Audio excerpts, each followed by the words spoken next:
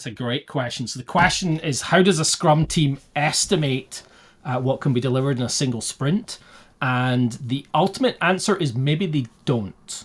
The Scrum Guide does not have the word estimate or estimation appear anywhere within its contents. It uses the word size. The team should be able to understand the size of things on their product backlog, which is not quite the same as estimate. Estimation is a great tool. There are various estimation tools and techniques that teams can use. I generally use those tools and techniques to help teams understand the things on the product backlog better, because I find it's much more valuable, much more important to have the developers and the product owner and the stakeholders understand things than it does to say it's going to take this amount of time, right? Because ultimately, if we say it's going to take this amount of time, we're talking out our butt. There's no way for us to know how long a creative piece of work is going to take. It's just not possible.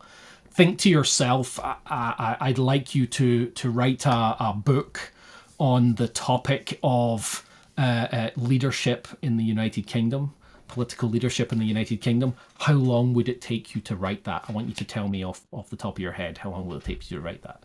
You don't know. You can't answer that question. You could probably take a rough guess, but you might be orders of magnitude under or orders of magnitude over, because you don't know whether you're going to get writer's block. You don't know whether you're going to not be able to find a critical piece of information that your brain thinks you need. You don't know any of those things. You can't predict those things.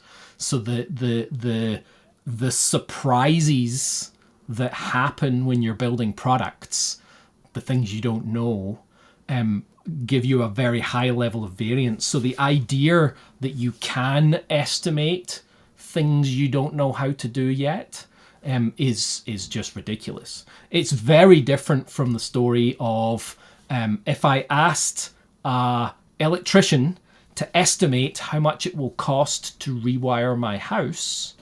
That's something that they probably can estimate because they've done houses like mine before, right?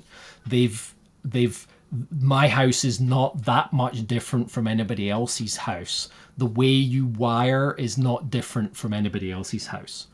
When you're building a product that doesn't exist yet, the tools and techniques and practices and ideas and architectures and ways of doing things don't exist yet. You have to come up with those. And that's where those surprises come in. So how can a team estimate what can be delivered in a sprint? I think they take a guess like everybody else does.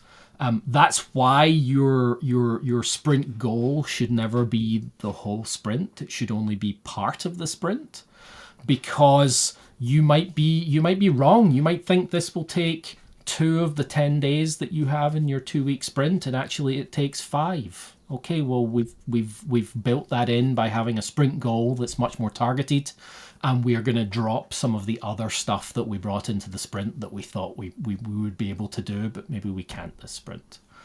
So the answer ultimately is you don't. Thanks for watching the video. If you enjoyed it, please like, follow and subscribe. I always reply to comments, and if you want to have a chat about this or anything else Agile, Scrum or DevOps, then please book a coffee with me through Naked Agility.